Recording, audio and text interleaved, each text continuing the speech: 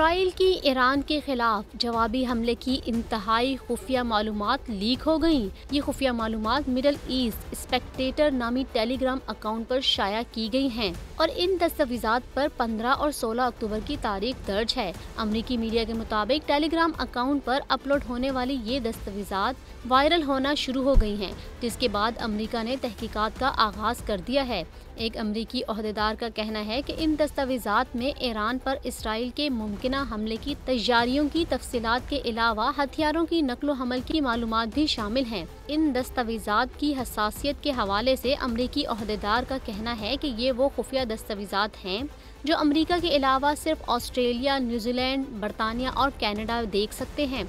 ये दस्तावेजात पेंटागन की मलकियत हैं जो कौमी सलामती के मंसूबे से मंसूब हैं।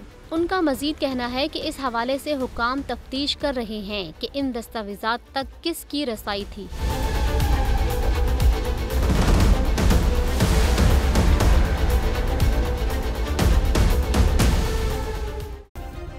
सब्सक्राइब करें और बेल दबाएं ताकि कोई खबर रह न जाए।